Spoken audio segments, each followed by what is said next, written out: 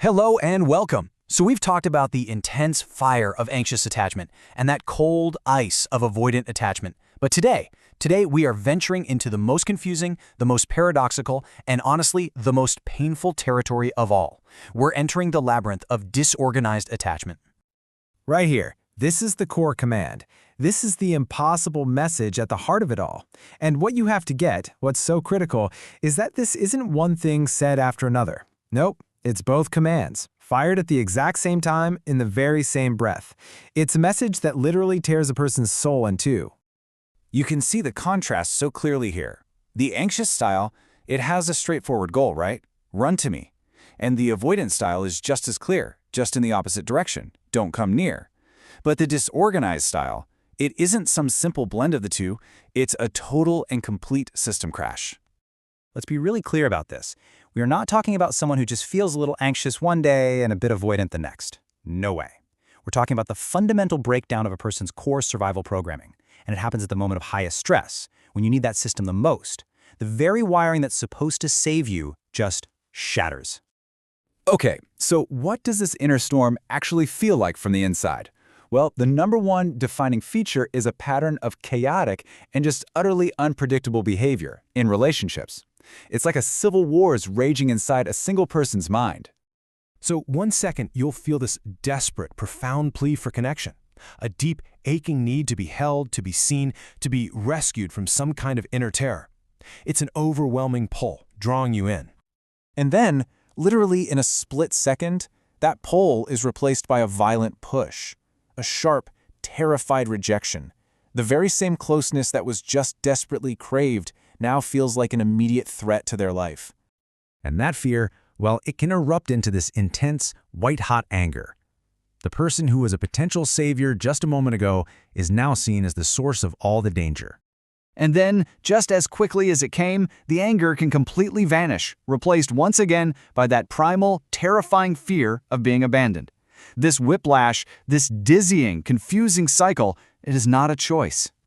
It is absolutely crucial to understand this. This is not a game. It's not manipulation. It's what therapists call an affective storm, an uncontrollable emotional hurricane where the ability to be consistent is just gone. The person inside that storm is often just as confused and scared by it as you are. Now, the second key marker here is something called dissociation. You see, when the stress of this internal war becomes too much to handle, the mind has this last-ditch escape hatch. It just disconnects. It checks out from a reality that has become absolutely unbearable. And this isn't just some psychological trick. It's a deep biological instinct. Think of a deer frozen in the headlights. It's that. The body and the mind just shut down when faced with a threat that seems overwhelming. In a person, this can look like a sudden blank stare, glassy eyes, or a total emotional shutdown right in the middle of an intense conversation. So a split this deep. Where on earth does something like this even come from? Well, to understand it, we have to go all the way back to the beginning, back to the childhood source of this terror. And here it is, the impossible, unsolvable problem. Every single instinct in a child's body screams, when you are scared, run to your caregiver for protection. It's hardwired, but what happens when that caregiver, the person who is supposed to be your safe harbor, is also the very thing that's scaring you, the person you desperately need to run from? This creates a terrifying formula that gets seared into the developing brain. Approaching the caregiver feels like running toward death, but being alone, unprotected, also feels like death. The system gets two commands that cancel each other out. Seek safety and flee from danger, from the same source. With absolutely no way out, the whole system just collapses on itself.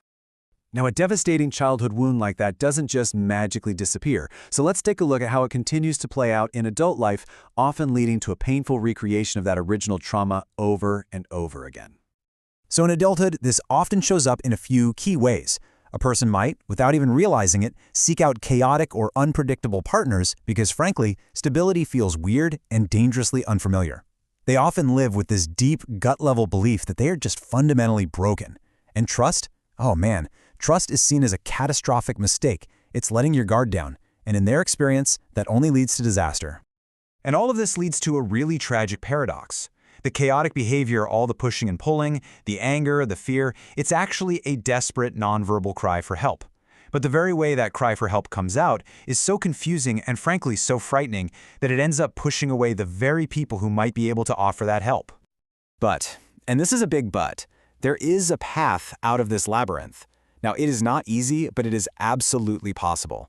So let's talk about what healing can look like, both for those of you who love someone with this wound and for those who are walking this path yourselves.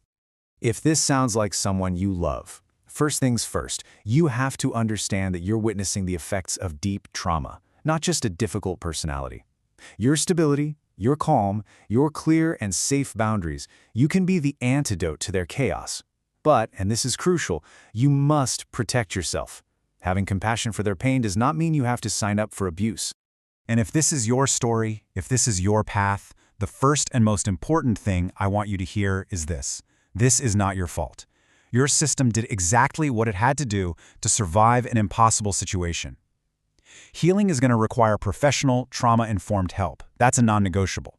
But you can start small, right now, by just learning to regulate your own nervous system and beginning to notice what it is that triggers the storm.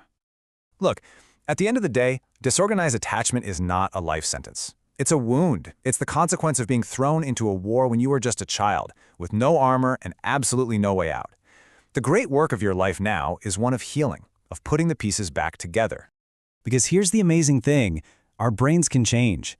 Neuroplasticity is real. Those pathways built in childhood are not set in stone. With a lot of courage and the right support, you can build new, safer pathways in your brain. Your past explains where you came from, for sure, but it does not have to own your future. The path out of the labyrinth is long, there's no doubt about it. But it does exist. And the very first step, the first real act of healing, is simply this: recognizing which labyrinth you're in, and finally, truly understanding that you are not to blame for having gotten lost in the first place.